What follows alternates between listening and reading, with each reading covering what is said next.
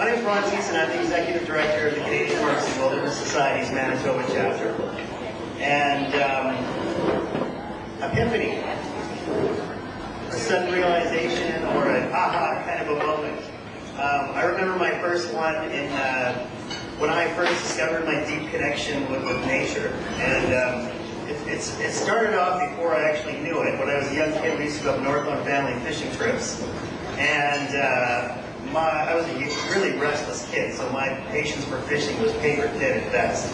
So I'd go wandering off into the bush on my own and walk to the forest and walk to the lake shores, around the lake shores rather, and collect seashells and snails and rocks and all kinds of things. And I wasn't particularly thinking consciously about the experience at the time, or even particularly inspired by it. In truth, I was probably anxious to get back to the city and hang out with my friends, because at that age, the peer recognition was more important than anything. And then through my teens, the only time I really got out into nature is the occasional trip out to Grand Beach, and some camping with friends at St. Malo for Ruth Park from time to time. It wasn't until I was about 20 years old that I was in college and I met a woman who soon became my girlfriend. And she was really into getting out into nature, getting out of the city, going for hiking and biking, that sort of thing. And I really didn't care what we did, as long as we did it together. I was totally smitten. So I was all for going out to the city and going for hikes. And I recall this one time I was at Barrier Park, just outside the city. Many of you may know it, just down Waverly. And we were having a picnic by the river shore. And I suddenly just had this moment of calm, stillness, and tranquility, and just felt this deep connection to the world and every part in it. And that was something really special for me. And it wasn't until years later that I realized that it actually became, it all started in very early childhood with those first experiences up north, fishing with my family. And since then, I tend to get out in nature whenever I get the chance, and I find it's very healthy for me in many ways. For example, if I take a good Sunday hike, I start off the work week generally feeling very refreshed and rejuvenated.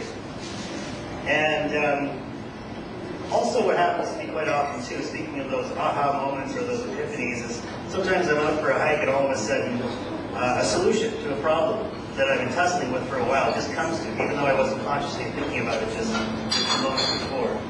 So those are very anecdotal benefits that, I have no scientific proof to back up, but I've spoken with other people and I understand other people have had similar experiences. And now I have a 12-year-old daughter, and she often goes with me on nature hikes when we do get out of the city. Not as often as we like, but as often as we get a chance to. And speaking of youth, it's our 25th anniversary this year, and the theme, 25th anniversary of CPAWS here in Manitoba, and the theme is youth inspiring the new stewards for the environment. And so today launches a series of events that we will be having to celebrate our 25th anniversary and to celebrate this theme of youth, environmental stewards. And there's information at the front of the room if you want to get a sense of, or learn more about what's coming up in terms of the events that we're going to be having. As well as you can always check out our website at cpawsmd.org at any time to find out what's new and coming. Before I introduce our moderator, I just want to quickly tell you a little bit more about CPAWS, or the Canadian Parks and Wilderness Society. We're the Manitoba chapter of CPAWS. We have 13 chapters across Canada. We are nationally focused but chapter driven as an organization, which makes us unique as a national conservation group. We have about 70 staff, over 50,000 supporters across Canada. And we tend to work in a consensus-seeking manner where we try to work with all the players involved to create solutions for conservation and for nature. So that could be working with provincial and federal governments, Indigenous communities, industry, other stakeholders, and individuals.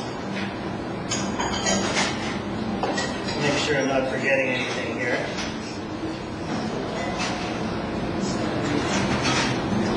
I think that's it. So without further ado, I would like to introduce Mary Agnes. She joined she just started a new job, by the way, at Pro Research, just last month. And before that, for 14 years, she worked at the Winnipeg Free Press. Many of you may know her from that experience. And she's an award-winning reporter with the Winnipeg Free Press. She's covered City Hall, the Manitoba Ledge, as well as she's been on the public policy beat as well. She has a degree from Columbia University's Journalism School. She's also the former national president of the Canadian Association of Journalists and has served as a volunteer on many boards. Personally, as you know, when you were a reporter, I would send you the occasional flattering comments about a column that you wrote. I think that you've done a great job of making our community here in Manitoba a stronger one by often taking on very provocative stories and in a very thoughtful and meaningful way, in a very in-depth way, which is refreshing because we see less and less of that in mainstream media these days. So, over to you, Mary Agnes. Thank you. Thanks. Hi, everyone. And thanks so much for coming. This is a terrific turnout for what I think maybe to me originally sounded like a bit of an esoteric topic, nature deficit disorder. As somebody who's slightly uncomfortable in nature, I didn't realize that there was this larger social trend, economic trend all through the world. And so we're going to talk a little bit about that today. What is this? Why does it matter? How do we fix it? And we have three kind of very diverse but really excellent panelists who are going to help us kind of grapple with this. So I'll introduce them, and then we're going to chat for a bit, and then we're going to leave at least 15 minutes at the end for questions. So start thinking about your questions. We'll start with Ruth. I will give you her bio. Ruth Lindsey-Armstrong. She has an ECE3, which is an early childhood education degree, ECE3, a BA in developmental studies, and an MA in adult education. And she's an instructor in the early childhood education workplace program at Red River College. She's also the chairperson of the Manitoba Nature Summit, which provides opportunities for educators to learn about nature, alleviate fears, and pass a renewed sense of wonder on to the children in their lives.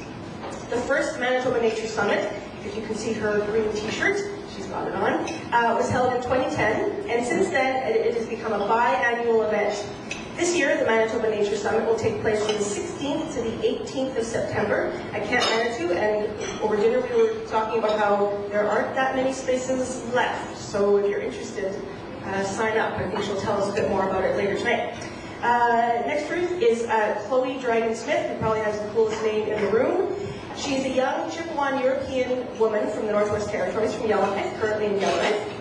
Growing up on the land played a huge part in shaping her life. She cares about nature, culture, society, and how they fit together, and she's got a particular interest in Indigenous issues. She spent the last year running a national working group called Connecting a New Generation with Nature, and that's in conjunction with the Canadian Parks Council. And one of the key things they're working on is the Nature Playbook, and she'll tell us a bit more about that tonight. She's a recent grad from UVic with an ESC in Earth Sciences. Next to her, last, Collyer, fresh from Toronto. He is the Executive Director of Programs at Evergreen, which is a Canadian charity that works towards inspiring action to green cities. He oversees Evergreen's national suite of programs that focus on design, stewardship, and animation of public land, something we could use a little bit of in Winnipeg, I think. This includes the award-winning National School Ground Greening Program, Toyota Evergreen Learning Grounds, along with the summer camp, visiting schools, and weekend programs at Evergreen Brickworks in Toronto. Cam has directed the establishment of a national network of school ground design professionals, the creation of a large suite of print and web-based publications, the development of pioneering partnerships with school boards across Canada, and the distribution of over $2.5 million in grants to schools. Cam is a co-founder of the International School Ground Alliance and sits on the board of directors of Green Teacher Magazine and Green Schoolyards America. So I think we're also probably going to talk quite a lot about kids tonight, so I hope that's interesting. Okay, so the first thing we're going to talk about is what is the nature deficit disorder, and we've got the perfect person in Cam to sort of describe this to us. So tell us, what is this? How do we have nature deficit disorder? How does it work? Well, thanks for all the introduction. The nature deficit disorder, probably most of the room have maybe touched on Richard Liu's book, but it was the first coined the term, and the book was released just over 10 years ago, 2005. And when he released that book, you know, it's important to kind of understand what Richard's background was. He was a journalist and a writer, and he had written 7 books and probably sold about 15 at that time.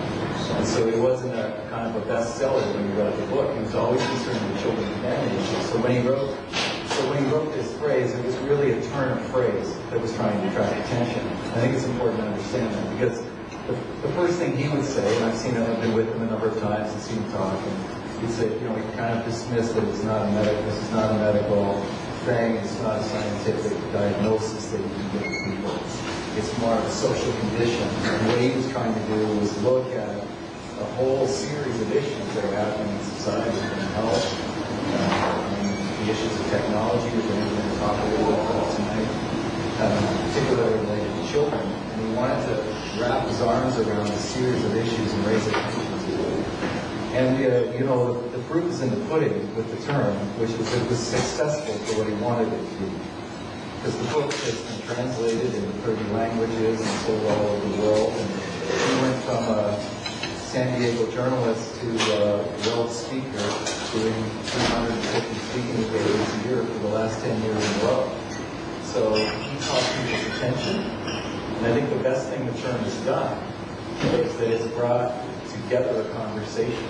It's like you put up an umbrella of a term that a lot of people feel comfortable with. So he speaks with the largest land developers in California, and then the Southern Baptists call him to speak with him. So what he's done is he's created a conversation that a lot of people want to have. And so the term, more than anything, is a term that acts as an umbrella for a series of issues that we're trying to bring together.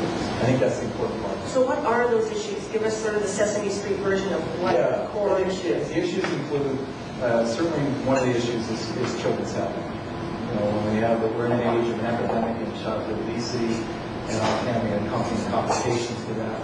This is about urban land development and how we're living in cities and how do they develop and what the child's experience in cities.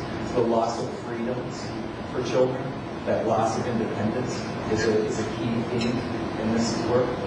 And it's a loss of this connection to nature at its core, which is a connection to other, the non-human. And I think that's a really core point for him, because there's all sorts of consequences, and there is scientific evidence that would point to different afflictions, including social, intellectual development, emotional development, rise of depression, attention disorders, all these things he's sort of aggregated.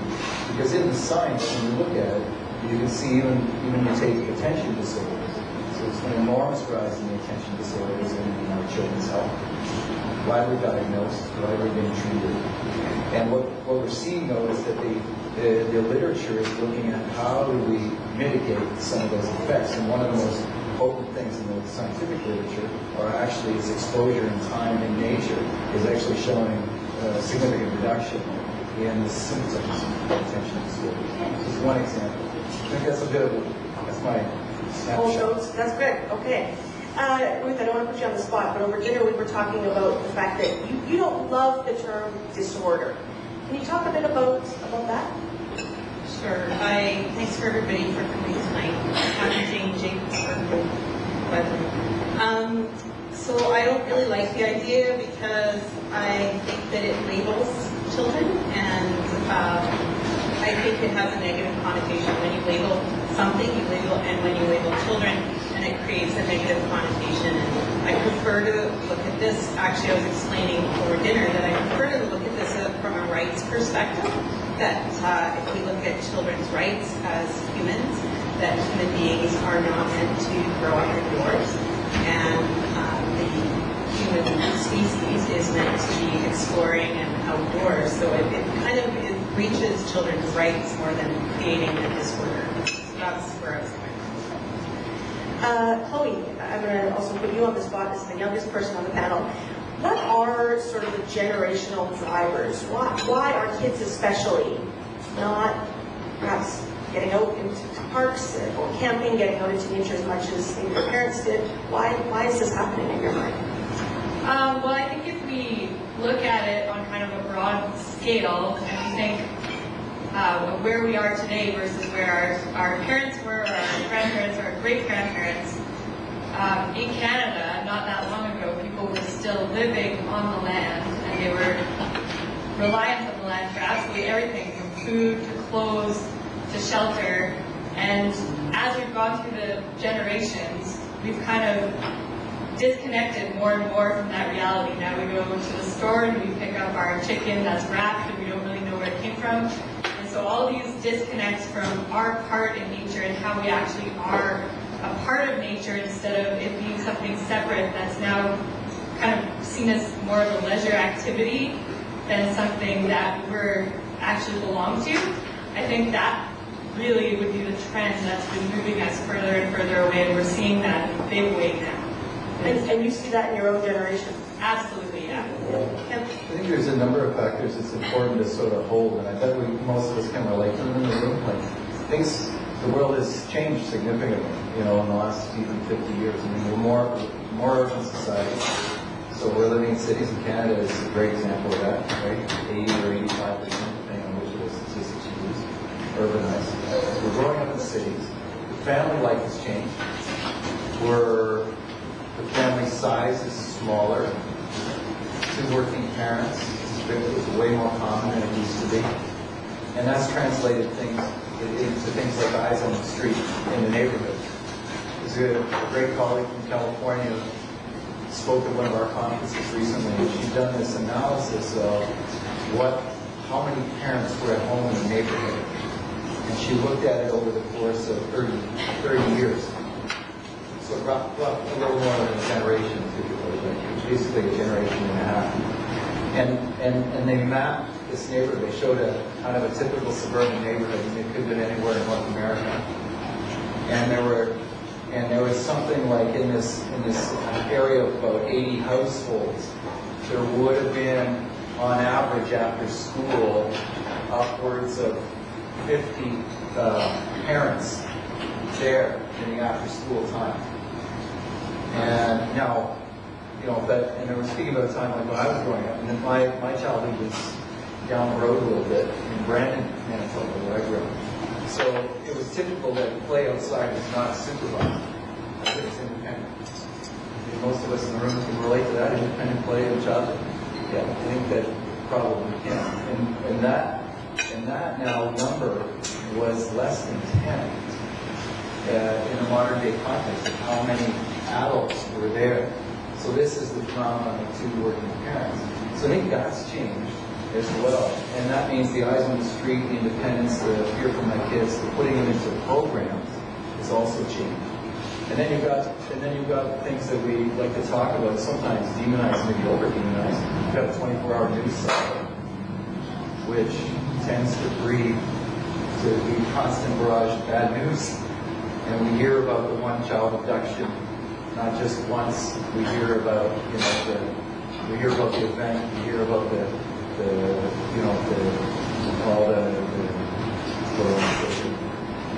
what we follow, basically, let's just say. So one becomes much bigger in our mind. And so the 24-hour news cycle is an impact on us. In the end, then technology, the attractive seduction. So our kids end up inside, and the attractive seduction of all this technology. But it's really not the source. It's that our kids are finding a way inside, and they're reducing the freedoms, and there they are with something that's entirely compelling and now interactive. Those kind of add up, and they really stack up. I just wanted to add something to that I think it's a significant thing to consider, that if children are not playing outside and immersing themselves in a natural environment and becoming familiar with that setting, that eventually down the line those are the people that are going to work themselves into the roles of parents. So not really, as a parent, you become the child's first teacher. And so if you yourself don't have that skill, then how can you share it? And then, this is why we started the Manitoba Nature Summit, was because we realized that the people who are working with children are the first generation of people who have grown up with technology all around them. I didn't have a television in my house until about 1974, I think it was. So, but most kids these days have multiple forms of media around them. If you go to anybody who's in the teaching profession and ask them, did you grow up with media in your house? Most likely they would say, yes, we grew up with multiple types of media, not just one television, for instance. So when you think about that generation of people who are teaching children now, and the generation of people who will be teaching children in the future, there's going to be a deficit in their understanding of equal literacy. That actually touches on kind of my next question, which is what is the long-term so what? What benefits do kids and even adults get from nature that they don't get from going to the gym? What sort of long-term effects on the next generation in terms of public policy, in terms of anything really? What effect will this have long term? Collyer, you want to start first? Sure, yeah, I can start. I think, again, it goes back to that we really are part of nature, and so if we're deprived of being in the natural environment and feeling the benefits that Cam was touching on, we're really losing a part of ourselves and how we can interact with the world and how we can live in our own skin. It affects things from the very beginning in personal development, as we get older and there starts to be more stresses and you go to school and there's more distraction. It's how you can come back and ground yourself.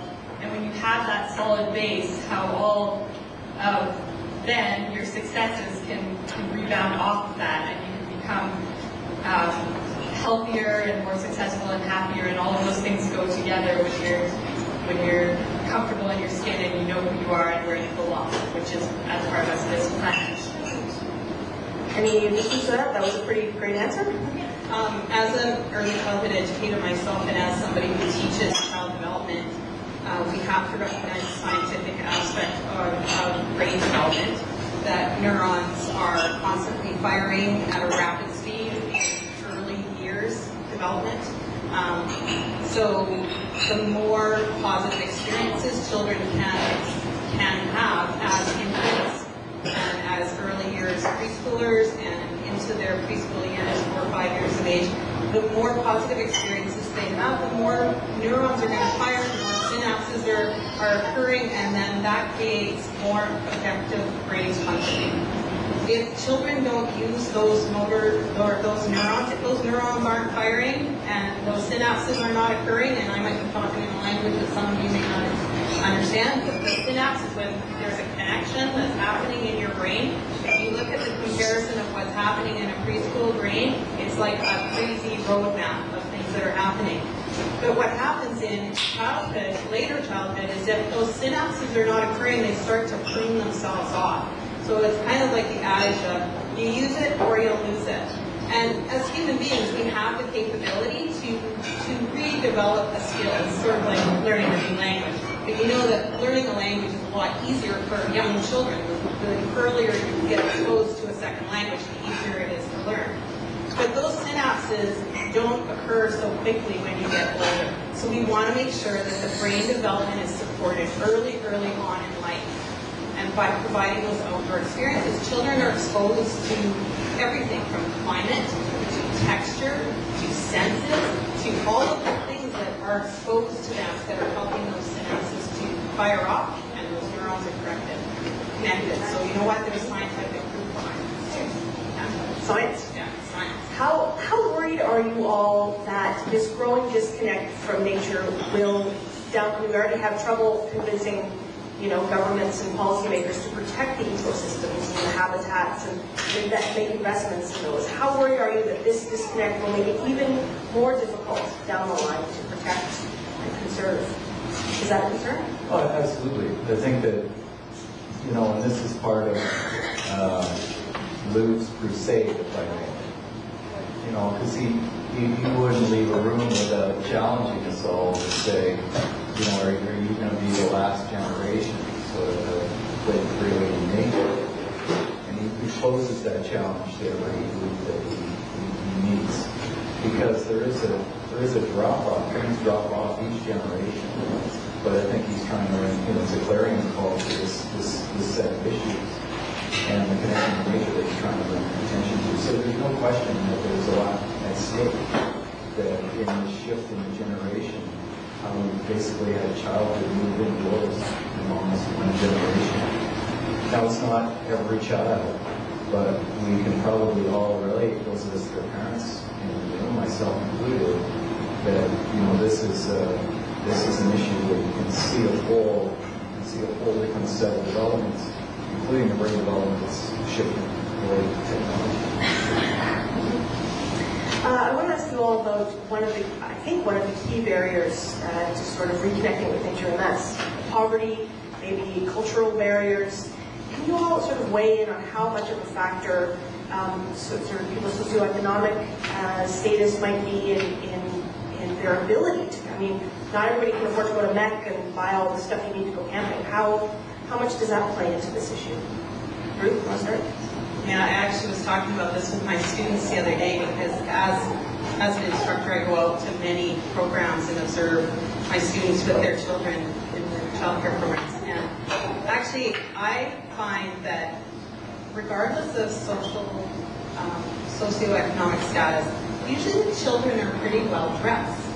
And I find that that's one of the sacrifices that people are not willing to make is, and I'm general, I think, but I see pretty good evidence of this, that, you go to any playground and you see children, and if they take their coats off after being outside, they're usually sweating because they're hot. And so that means that they're comfortable, right? It's usually the adults that aren't dressed properly. So, it's expensive to buy a good pair of boots. It's expensive to buy more winter clothes. And so, I often talk to my ECE students about how are you going to be the role model for children to be outside if you're standing there in your Crocs and sweatshirt because you haven't brought dressed appropriately or wearing a hat. So, the social issue, I think it is there for sure, and there are disparities for sure. But I also think we need to think about it in a different lens. That might be a little bit controversial. That's kind of like what lens? Now you have to answer the question. Well, I think that there's the idea that perhaps people don't want to go outside with children, and so if you don't dress yourself appropriately, you don't have to go outside. So people don't like to hear that kind of stuff. Oh, wait, any thoughts on the sort of socioeconomic issues? Yeah, for sure. I was just, I'm from the Northwest Territories, and I was just instructing a college course for the past month up there. And I challenged all of my students as their final project to take some people out into nature and share something about environmental stewardship, which was the course, and connect with nature for an afternoon and just share it with photo essays. And one of the girls did something really interesting. She wanted to take her mom for a hike. And her mom was an Indigenous lady living in Fort Smith, Northwest Territories. And when she suggested this to her mom said, "I'm not going out for a walk." And she said, "Well, it's my project, though, please." I want my marks. And so finally, she convinced her mom to go out for a walk. And as they were walking, she was kind of getting more and more uncomfortable. And the student was asking her about it and being really awesome and curious about why that was. And she was saying she always felt really judged when she went out because she kind of lived around a lot of the parks people in the area who were really fit and had all the right gear and had all these places they went to hike, and so she didn't feel like part of that, and she just felt like the eyes were on her when she was out. Whereas in her culture, what she does with the land, she's out on the land all the time, but it's always for a purpose. She's chopping wood, or she's picking berries, or she has some, but it's not just to go out for a hike, and so she didn't feel comfortable in that. And I guess that's more of a cultural barrier that can apply almost to anything, which is that I think we need to really be open to all kinds of different experiences in nature and how different people from different cultures want to experience nature on their terms. Because if and it's unintentional. There's nobody in the parks community sitting there and saying, "Oh, we're just going to do it this way and anyone else can't come." Absolutely not, but we need to be cognizant that could be happening without trying. Can I ask you specifically about new Canadians and anything else you might want to add? How do we get new Canadians? Yeah, well, if I could just, I'll cross over between you two. I think that this recognition of how the family life has changed, which is partly socioeconomic, with two working parents, and nobody at home, and not after school, so to speak. And that's not the same for everybody, but it's way different. And so I think that's part of the socioeconomic issue that's driving it. And so I think I want to just make a comment on our programs that are both publicly run and privately run. I don't think they've compensated or shifted enough. So, the after-school program need to take this on, or they need to be outdoors. This is part of our work here. One of my colleagues, Darcy's here, and we work together on school grounds, the beginning of our school grounds. It's because the school grounds aren't the school grounds of old. Frankly, I didn't spend very much time on my own school ground when I was growing up at all, because I could roam anywhere I wanted to. So the school ground was totally boring. Plus, it was a boring space. Now the local school ground is more like your local park. And it's a really important green space for a lot of kids because it's within their very small buildings. So I think I just wanted to raise the issue about our public programs.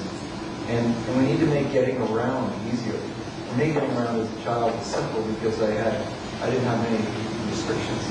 And I would get around and nobody thought it wasn't safe at the time.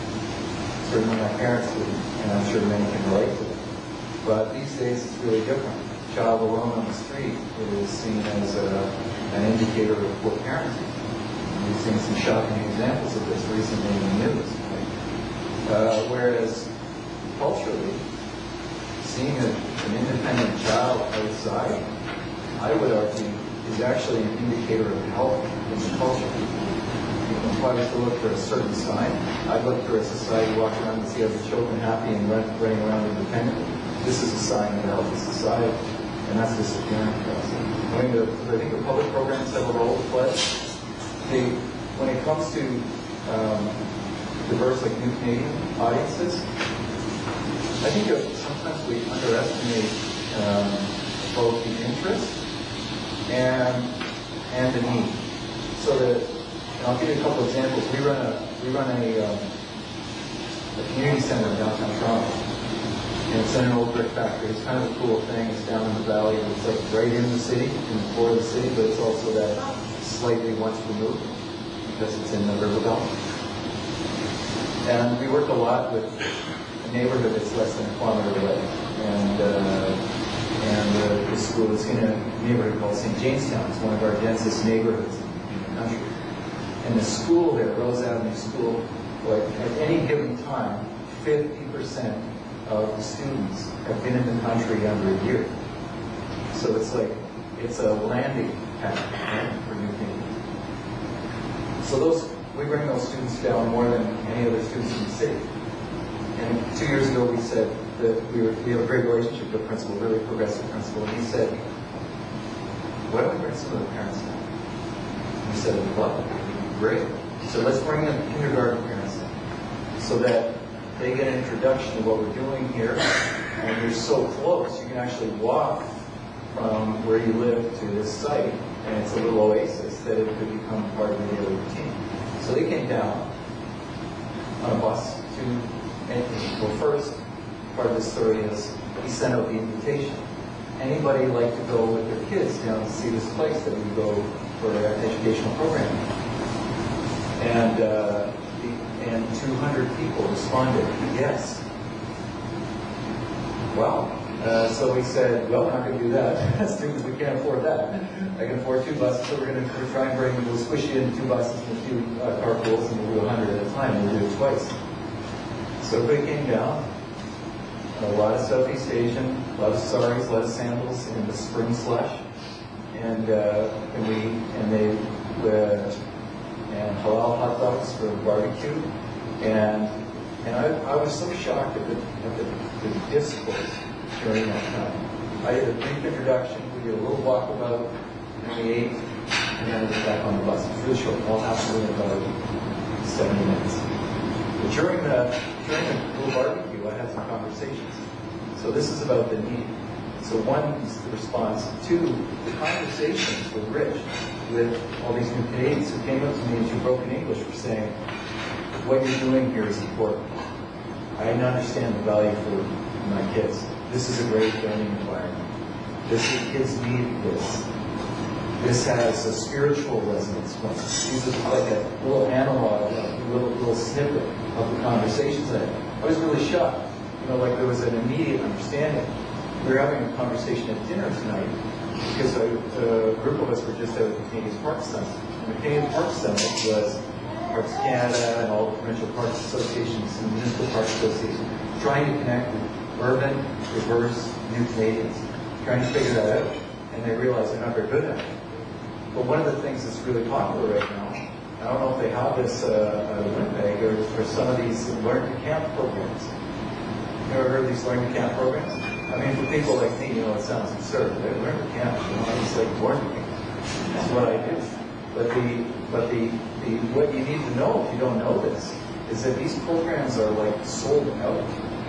They're harder than getting a good campsite, in your favorite provincial park. So the need and the desire to learn, and we need to extend the education to new Canadians so that they can break through, they need knowledge, they need skills and experience, they might need access to equipment, those kinds of things, but the desire is huge. Actually, that's a great segue into sort of the next batch of questions. We've kind of outlined what the problem is, so now we're going to we've begun to talk a little bit about some of the solutions. So I want to turn it over to Chloe and see if you'll tell us a bit about the Nature Playbook. Tell us what that is and how it's going to work. Sure. So, like I said in my intro, I've been working for the past year on a document called the Nature Playbook. I've been running a working group all over Canada. It's half young professionals like myself, and then half experienced professionals, so people who've been in the field for a long time, but doing all sorts of different things. So it's a really interesting group of people. And what we put together are best practices in Canada for connecting with nature, and they are organized in an international framework. So I can explain that a little bit more. I'll try to be brief, but we've chosen 7 strategies to connect young people with nature, which come from the IUCN, their principles for best practice that are used globally, and we put those into Canadian context with some what we call plays, which is why it's the Nature Playbook. So under each strategy, there's plays that can apply to the individual, that can apply to the organization, and then some that are a view into the future. So it's sort of a guideline for Canadians to be able to see themselves in, and then at the end of the document there's a place and a little guided section that will help you to plan your own play with whatever you have, so however you can fit into that global, and then that global framework, and then those national best practices wherever you can see yourself and what you can do. So it's kind of an inspirational guiding book. And something else that's important is that it was built off a document called Connecting Canadians with Nature, which is something I encourage everybody to look up. It's on the web. It's pretty much a accessible research review of the benefits of nature, and it's really well written and awesome. And so the Canadian Parks Council did that and then realized, okay, we need a solution. And so the Nature Playbook is kind of the how to the Connecting Canadians with Nature, which is the why. Does that cover it? Yes. When can we get the playbook? So the playbook will be out in September. I do have a rough copy here if anybody's interested after to come take a look at. I'd be happy to walk through it in a little more detail. But it will be online as well in September. Yeah. Before I get to Ruth, I want to double back on a question that I didn't ask you. And we talked a lot about, sort of a solution question, we talked a lot about sort of technology and how that it may be one of the reasons that kids aren't connected to nature. Is there any opportunity there with technology where you could use technology as a solution somehow with, I don't know, iPhones or what? Is there anything that you have in mind where that's an opportunity rather than a barrier? Absolutely. I think it is hugely an opportunity. There's one quote, I can't remember who said it, but it's something about how technology is a tool, and so we do with it whatever we choose. And I think that's really key in how we look at technology, because there's a lot of resistance in people saying that technology is the reason we're not connected with nature. And Cam put it really well at the start about how it's actually kind of a lot of different factors, and that technology is just there and it's entertaining. but we can definitely harness that power. The big play that we're looking forward to with the Nature Playbook is hopefully having some sort of app that would show all the green space near you in one neat place, which shockingly doesn't really exist yet. The different kinds of hikes, whether they're easy or moderate, maybe 2 hours or 5 hours, so you can find your nature experience near you.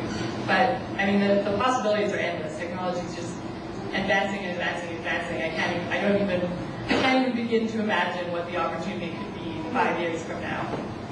Ruth, kids, what can parents do to try and get kids re-engaged?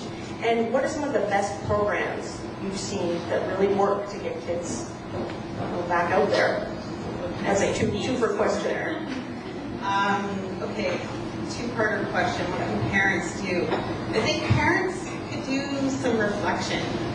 If I were to ask you in the group here, and some of you may not be parents yet, or some of you may be grandparents, how many of you spent your time outside when you were kids? Put your hands up. Like everyone. Okay, so reflecting on that, thinking about the stuff that you did do as a child outside, I know that when I was a kid, I grew up on Jubilee Avenue, and we used to take old shopping carts, and we would race down monkey trails. My mother didn't know that. She found that out at a thing that I was guest speaking at. And I said, yeah, you take turns. We'd jump in the shopping cart, and one person would push. And then it would crash, and we would run back up the hill, and the next person would go. So considering your own background, your own experience as a child, whether or not you were comfortable with risk, were you comfortable with controversial types of play, like did you play guns with your friend next door? Did you make stick swords and poke them at each other, and did somebody inevitably get poked in the eye? Probably. But did that person really lose their eye? Probably not. So reflecting back on that experience you had as a child, and then thinking about how can I engage my own children in those enjoyable opportunities, because don't you want them to be able to have the same memories that you had as a child? So I think reflection is one of the best things that parents can do. The other thing is if you're escorting your children or your grandchildren or your nieces and nephews out to the park, stick your phone in your back pocket and don't be texting your friends. Engage with your kids. You know what, even if it just means observing what they're doing and listening to them as they play, if you're still engaging, when you have your phone in front of you, you are no longer engaging with your child.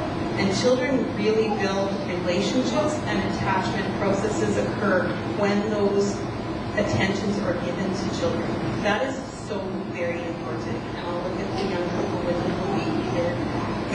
So lots of eye contact, great, is good for attachment. That's what I think parents should do. Programs, there's tons of programs out there, and I think that it's a very individual choice. Some people like stuff that they can get kids into. There's a Jackrabbits program for cross-country skiing at Riverview Community Center. That's a really nice little opportunity. Gets children outside, gets them with other children, and adults get to participate too. They're doing an activity that is winter-based, because let's face it, we have winter pretty much 3/4 of the year here. So we need to find those opportunities where children can be engaged in activities and use the climate as their friend rather than fighting against it. You know, I'm never against things like swimming lessons, but if you have an opportunity to take swimming lessons in a lake versus a pool, it's a whole different experience for children. You know, giving them a set of flippers for a holiday gift instead of something electronic. Flippers and goggles, they'll never take them off around the house. Like, it's hilarious. We'll just be laughing all the time. So, you know, I think we need to go easy on the idea of programming and think about, you know, what was the stuff you enjoyed doing as a child and how can you create those opportunities for children. I've got a couple more questions, and then we're going to turn it over to the audience. We'll start thinking about your questions.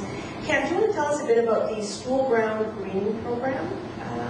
And if you don't want to talk about that, would you talk about just city planning? Because one of the really interesting questions here is whether city planners Canada-wide are starting to take this issue more seriously, do better planning for green space and outdoor spaces around school grounds. So take your pick. You can pick which one of those you want to do. Yeah, I mean, in a nutshell, the work and the interesting part about our work, we've been working on school grounds and a different vision for our school grounds, learning outside, play in nature. For 25, this is our 25th anniversary year. So, the most interesting part about it is that's a trend. It's like over 4,000 schools we've supported in that work. Our country has about 16,000 schools. So, that's schools putting up their hand. So there's a huge appetite for a different vision for our school space, and that extends to the urban space. Because we're living in cities, we need to approach our urban planning differently than we are now. We need to ask ourselves now, how easy is it for a child to get around the bike on public transit? Is it, can you imagine sending your child, your 7-year-old across the city, feeling really comfortable that was accommodated? One of the other things that's changed over time is the amount of traffic. It's real. There's a lot more traffic on the road than when I was a kid. So that is a safety issue for our kids. So I think that the urban planning needs to look at both how children move around the city, and it needs to connect our green spaces so that we have connected spaces from our schools, for our parks, for our green spaces. This is really important, this idea of corridors. There's a great organization, sort of this very intuitive vision of how we should design our cities. And this one group is called 880. And the theory is that if you design a city that supports an 8-year-old and an 80-year-old, you're creating a great city for all. And often the 8-year-olds and the 80-year-olds have very similar needs. And the time it takes to get on transit, they're learning how to, or unlearning how to ride bikes, that they move at a different speed. All these different things need to be accommodated for in urban planning. And we see some of this changing. I was just sharing a story at dinner because the city of Toronto is now realizing that there's a lot of people there's kids now growing up in the very core of the city, the densest part of the city. And the theory is that when people had kids, they'd move out, and they can't afford to move out of the core, like the condos in the core. So now they're trying to reimagine, and for both the public and private development of the urban space, how it better supports cities. So it'll actually give you new guidelines for all developments in the core. They're going to look at the buildings, the units, and the whole surrounding neighborhood, including schools and the public park spaces. So it's better supporting the lives of children in the city. And I think that kind of vision really needs to be developed in our cities, because there are these real differences, and then there's I can't help but just, my closing comment is just that, there's this risk, which is being pointed out here, which is such an important thing, our sense of protection, which is sort of so dramatically changed in the parenting in the generation. I mean, it's like, I know my parents wanted me to be safe, but their expression of that was that I wandered around freely, just understood that that's what I did. Now we feel like we need to protect. And I think there's a great pediatrician in BC, WBC, who articulates the paradox of risk, right? And it's that in order for our kids to be safe, they need to take risks, right? And that's such an important, thing to kind of hold on to, both in our personal lives, but also in the lives of our institutions that we all work for. Whether it's the school, the wire, the daycare, or whatever it might be, we need to really reconnect with this importance of what the child needs to develop. Every Canadian parent, not every Canadian parent, but the recent survey of what's most important to Canadian parents, like if they could want quality in their children, was this idea of resilience. Well, you answer the question, how do you develop a resilient child? You put them in the basement, probably not be more experienced at work. That's not how you're going to develop resilience, right? You're going to develop it through a set of experiences. So that it's, you know, so we want something, but we're stumbling on how to get there, you know. Okay. On that note, questions. Please raise your hand if you have a burning question, and I'll come to you and make you talk into the microphone. Do you have any questions? Oh, great. Whoa, this is loud. Thanks for coming. My name's Jana, and I am an educator out of Fort Wayne Live, which is an environmental education center just in the southeast of the city. I'm sure you're familiar with it. And I coordinate a really awesome program. I don't know if there's anyone here who works with it, but we bring youth from the core of Winnipeg out to Fort White once a week, almost every single month throughout the school year, and then employ a lot of those youth because they're 15 to 21 years old, and they then work full-time throughout the summer. And it's totally successful, at least from my eyes and from the youth's perspective, whether it's developing resiliency or belonging or mastery or simply being an avenue to developing or tackling some emotional, I guess, hardships. And it's awesome. I know I'm biased, but it's a wonderful program. And I guess my question would be, what role do you see schools, and especially high schools, where there's not as many opportunities for young people in the core to get outside, what role do you see in formalizing programs that allow high school students to get outside more? And do you have any good examples? And yeah, is that a good enough? That's a great question? Yeah, open-ended. In fact, high school kids was one of the questions I didn't get to. Ruth. I think that's a really great question, and I do think the work that you're doing at Fort White is really excellent. And there is there's work being done on developing a core school for children at Fort White as well, for those of you that are interested. So how to get those high school kids outside? I think it's going to change. I think there needs to be change at the education level of the teachers. And I'm not sure, because I'm not a teacher by profession, so I haven't got an education degree. So I can't speak to what's included in the curriculum in the Department of Education at the universities, but I'm not sure how much outdoor education is included in that. But outdoor ed isn't just going out and learning how to build a fire. Outdoor education can incorporate many curriculum areas, and so it means having an open mind. And how can you take your students outside and teach them math, or teach them English, or teach them, survival skills in an outdoor environment setting? And I think, Cam talks about the boringness of schoolyards, and usually high school schoolyards have like track, or they have a football field in them. They're not nature inspired.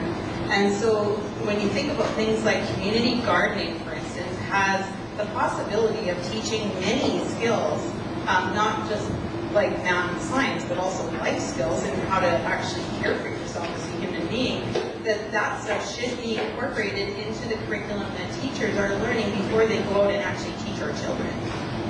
Because I don't see it happening. My two boys are already adults, but when they were in high school, their school had a beautiful little courtyard in between the blocks of space that they were in. And it was never, ever used. It had garden plots, but it was never, ever used. And when I inquired as to why it wasn't used, I was given all kinds of excuses in the book. And to me, that's, people need to stand up for their kids and advocate for them and saying, I want my kids to have outdoor education, and you as a province need to be reformulating that in your education curriculum. We have a new government. We need to be on their backs right now about that stuff. When I was in high school, I got to do something really awesome. I got trained with a bunch of my peers, and we went on a canoe trip down the Nahanni River. And that's not something you can do everywhere. I think Candace jealous.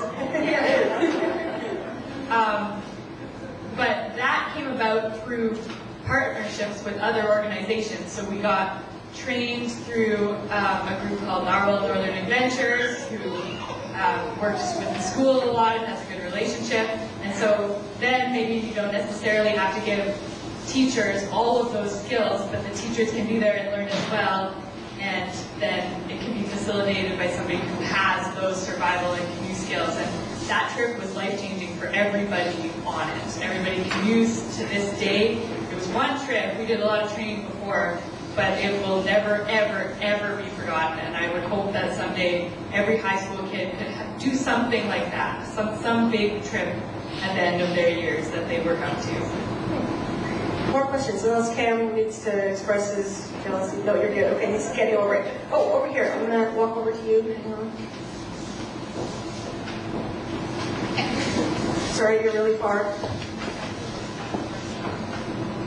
Hi, my name is Catherine. I just finished my first year of an environmental studies degree at the University of Manitoba.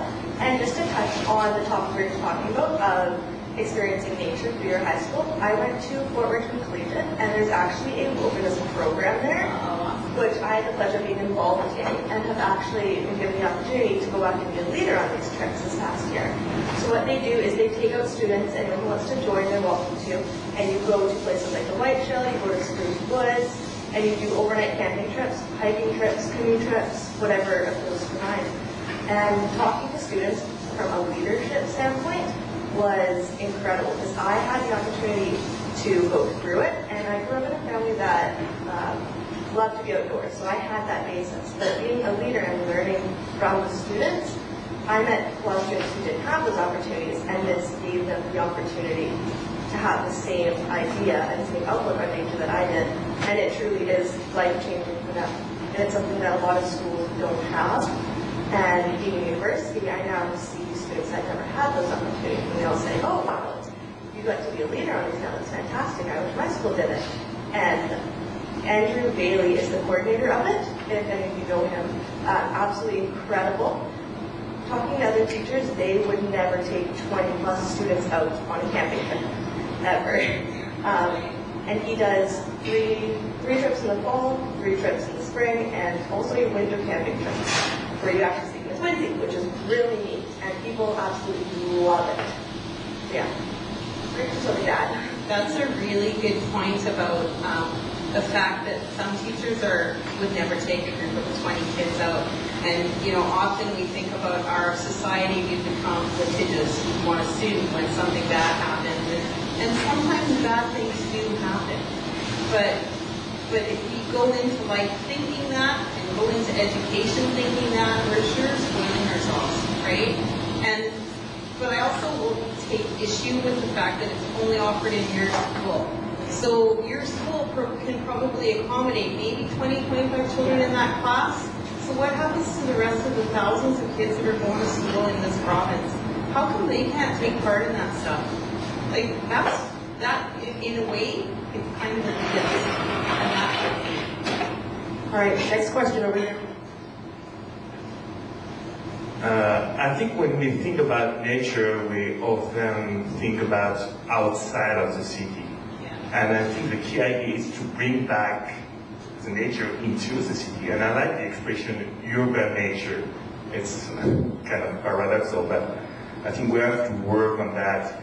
It could be having plants on the walls, on the buildings to have more green view. It could be having trees everywhere in the street like they do in Toronto. That's a urban plan over there. It could be having bees like they do on the Calgary Hotel, for instance, or having program like they do for the Seine River Association. They bring back children around the Seine River for different programs. That's the kind of idea we have to think about. And just a last point about the technology, I think we can use technology to make nature more fancy for kids, because it's not fancy for them. Geocaching is a good activity when you are looking for a treasure in the nature, and that's it. I'm done. Thanks. Any thoughts on that there? Geocaching? Well, I certainly, reinforce the nearby nature point. Because a couple of the high school, or in high school age youth comments have been around adventure, and I think we all can get that and support that. I think there's a skills interest and a real world interest as well as adventure. in the high school ages. So if you look at skills and you can think about things like some of the best examples I've seen have been well-developed garden programs at schools. And at their best, some of the most elaborate, there's growing outside, there's growing inside, there's not just plants, but fish, they're doing living machines. So you're starting to get into some of this very cool closed-loop systems. Then there's real-world interactions with the public, like selling, running a market. There's a great school out in Richmond, BC, and they started a composting program. Then they developed an industrial compost program. Then they started importing waste from all the local restaurants and selling their black gold back out into the neighborhood along with their produce. And these are they're really interacting with the public, and they've got a product and it's entrepreneurial and it's exciting. So I think those real world interactions and things like, and some of them have connected cooking programs. You've got a great program in Stratford where they're competing with pizza and fries in the high school cafeteria. They go head to head with them. It's called the Screaming Avocado, and they get half of the students coming to them. And this is the cooking program combined with the growing program. It's really, really exciting stuff, real world stuff. My question is a little more specific. You have talked a lot about how there's people worried about risks and things. I'm just wondering how you get parents to accept the risks that might be there as kids engage with nature. What are some techniques that you have to actually get parents to stop cutting? The best example I've seen is from Marianne Personi did this, and she's this developmental psychologist. She's out of BC, and she came and did her workshop. And she's actually packaging this for mass consumption right now. But the most interesting thing she did about it was she did something we've almost done parts of in this room, and you might have gone through mentally. She conjured a bit of people's childhood and asked them to kind of analyze it. Like, what were your favorite things? Where were you? What was going on? Were there any adults? And you kind of see where this is going. And so then you sort of set up this analysis of these formative experiences, and you realize they're without adults, they were high adventure, risk was present, and they were probably outdoors 9 times out of 10. And then you ask them, what the things they want most. What do you want most for your children? And you get answers like resilience and happiness and simple things. And then she asks the questions about, how might you cultivate that? And she's asked the other questions, what's different between then and now? And then the other thing she does, and I have to tell you this because you can use this, which is she pulls up a clip from Finding Nemo.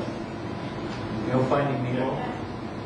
And the clip where he first goes to school, when the little buddy, the little boy goes to school. And he's like, yeah, we're going to go past the shark. And Dad's like, no, you can't go to the shark. No, maybe you shouldn't go to school. There's this whole dialogue like this. And you watch this thing, you show this clip, and everybody in the room is kind of going like, yeah, I can relate to that. I've been the no. Stop. Get closer to me. I don't think, don't look. All those kinds of things. And so she shines a light on that in a very positive way. And once people kind of discover the answer, I found it transformative and incredibly accessible for the generation of parents.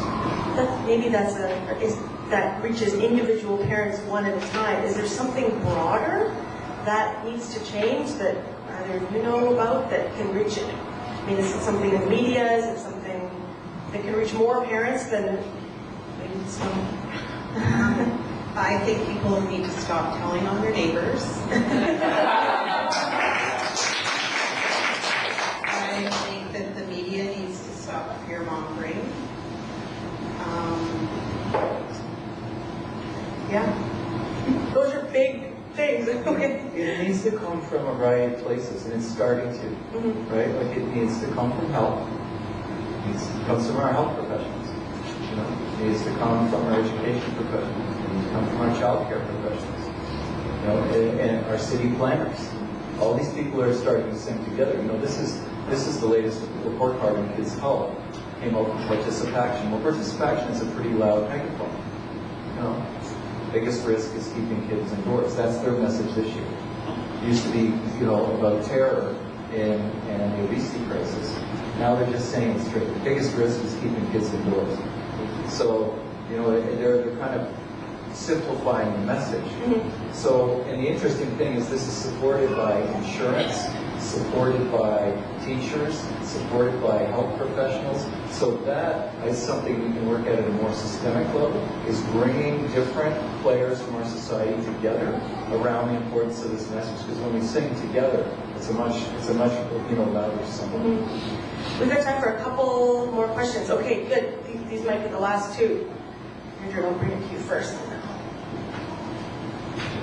So a lot of what we've been talking about really pertains to kids in elementary school and high school. I'm a kind of crusty old university professor, and I see a lot of kids, you know, 18 to 22, and going back to what the young lady was saying back there, it's clear to me that they've slipped through the cracks in terms of an education in nature, right? They don't know species.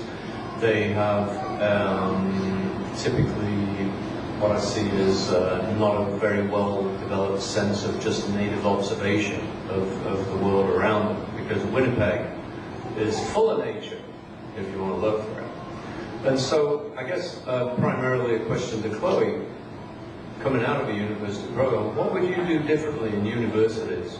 You know, what can I as a professor do differently to get some of that? Because from my point of view as a person who teaches ecology, having that fascination and love of nature initially is an essential ingredient. So, yeah, that's my question.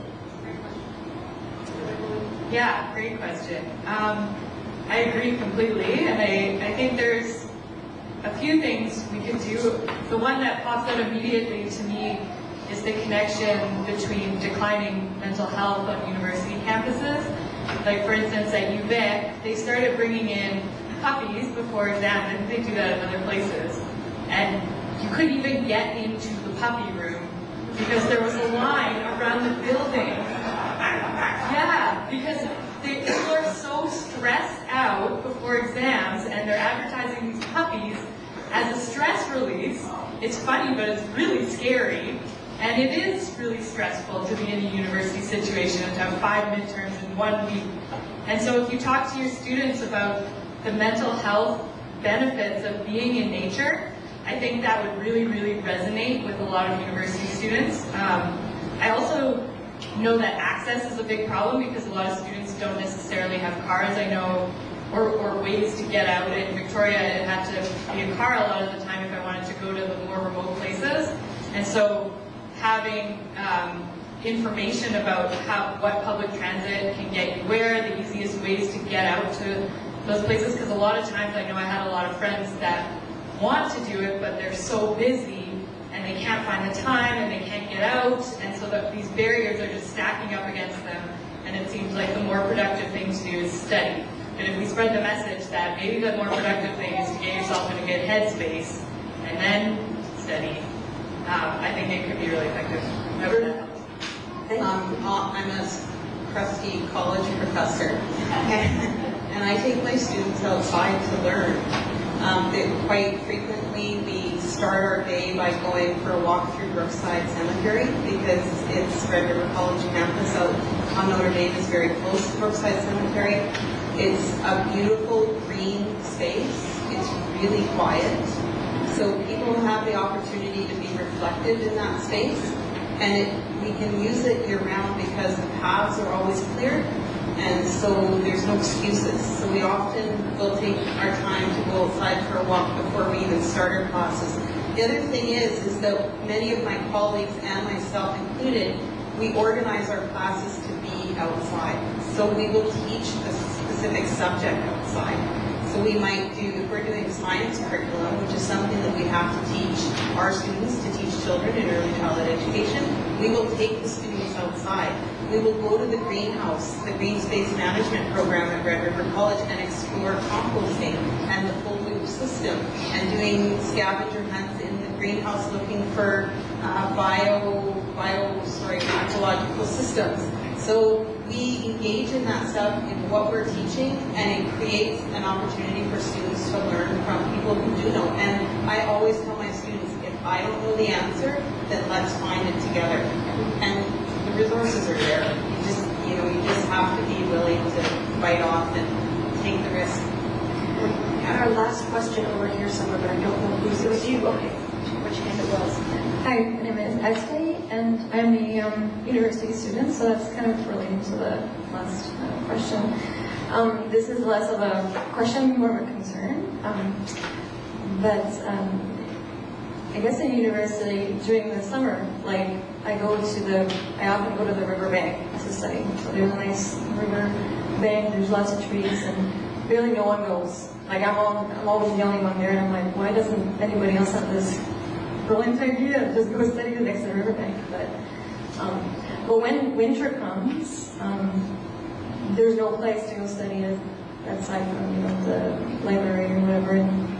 And I noticed that my stress levels go way up during the winter. Like it's noticeably different. And the question of transportation is really important to me. Like busing is something I do a lot, and so I can't go to work quite as much as I want to. And I think I'm also speaking like for the adult population. Like it's difficult with jobs, and you have a lot of work to do. And just one of my friends had this. I said, let's go to the conservatory. He's like, I kind of feel bad for driving 30 minutes there, wasting gas just to go there. And I was like, yeah, it's true. It's a little bit depressing that we have to spend so much gas just to get there. And I was talking to my mom about this. Why don't we have mini conservatories throughout the city? Just like during the winter. Like, why don't we have something like that? Like, instead of building a huge one and costing a lot, like just having mini ones that you can go to during the winter and de-stress. Because for me, like it would lower my stress levels quite a bit. And so it's more of a concern, but like, what do you have anything to say about that? Like during the winter, the winter problem was like. That for the local, I'm a big fan of what we do nearby, local, and there's a great group in Toronto. One of my favorite Toronto groups right now is this little group that's popped up, and they're called Park People. And basically, City of Toronto Parks is like impenetrable. It's really hard to change what they do. So they basically are rewriting the rules and giving people power on how to light fires and get permits for barbecues and all these kinds of stuff. The outcome is, and they're showing movies in parks, and they're doing all sorts of these really things that are attracting new people to parks, giving you reason to kind of destigmatizing parks, animating spaces that otherwise might be empty and somewhat scary for that reason. I think food is a big thing that brings people together, always. And it's an interesting thing to think about ways you could draw students into nearby spaces with picnics, even in the winter, or a fire, figure out the permitting, and have a little fire, a little roast. It brings, because it's a start of something. It's not an end in and of itself, but it creates new habits, new routines, and it can create discoveries. So it can be treated as, pop-up gatherings. You can create a little cachet around these events that start to create a culture of people meeting and gathering outside and doing things together. And I think I've seen that have a lot of power, in creating new routines for people. And it sort of fits a little bit of urban cachet at the same time, except your venue is a little different. Okay. I think we're ready to wrap up. Ron, are you going to say a few words? Sure. Okay, let's meet up at the front. While I think about how much I really want a mini conservatory in my neighborhood, I think that might be my takeaway for the next. Thank you all for coming. And thanks very much to the panelists.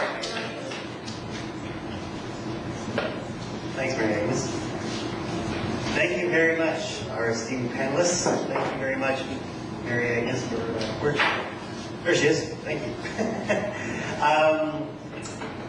This is Wes Peters. He's the vice chair of our local board, CPAWS Manitoba, and I was hoping he might say a few words. We also want to, we have gifts for our panelists as well as Mary Agnes, which Wes can stick on. You can stick handle that. I can. Okay. Do I need the mic? I usually have a pretty good voice, so am I okay? Yes. Okay. Anyway, no, I'm really serious. Thank you, Ron. It's a pleasure to welcome 65 or 6, I believe, electronic marketing folks here to our to the News Cafe night. We think it's a valuable. I think it's a valuable opportunity to hear from the experts, which we sure did tonight, and we're absolutely thrilled that these wonderful folks were able to join us. I first of all, Mary Agnes, want to present you on behalf of the board of CPAWS with a token of our gratitude for sticking out with the expertise of these panelists. Very good.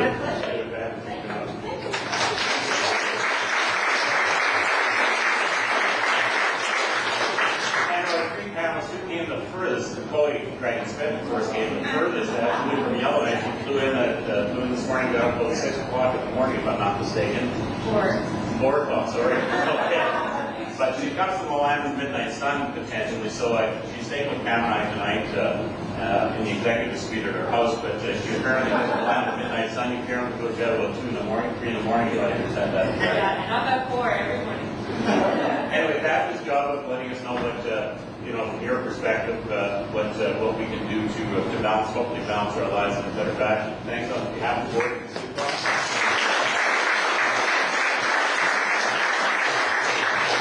I'm from Toronto, second for this anyway. County Collyer, it's been a pleasure to get to know you just a little bit and to hear your insights and what your fabulous institution, the Evergreen Foundation, is doing across Canada to greenhouse school grounds, community place. I'm really forward to seeing a heck of a lot more of it, so keep up the good work.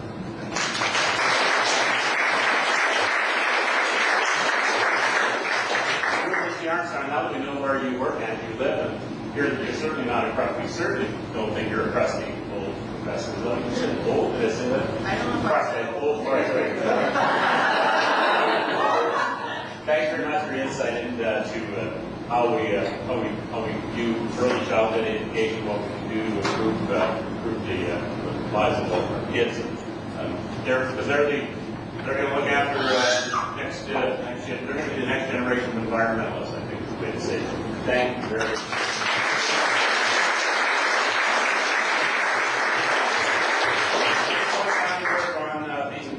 Earlier, this is the 25th anniversary for CPAWS Manitoba.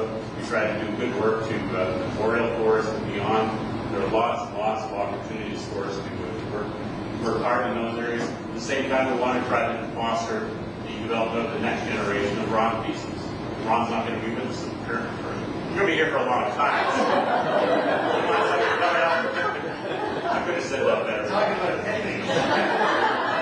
Regardless, this is an excellent opportunity for us to get, like I say, 65, 66 people together to foster a little bit and to encourage opportunities to do more of this kind of thing. So, with what the work of the panelists we have here, the people, there's some wonderful questions from the audience here. There are a lot of concerned people, and we want to keep that. So, thank you very much. And also, just one final comment. You'll see some more announcements from CPAWS Manitoba. It's our 25th anniversary. We have a couple of 3 strategies or opportunities coming up yet this year, so please stay in touch with it. And I can't say otherwise, if your checkbook is double, if you need to write a check or donate it, anyway, I'm serious. Of course, if you want to donate and become a member of CPAWS, if you aren't already one, obviously check in with the office, let us know. There's my pitch. But thanks very much, folks, for attending.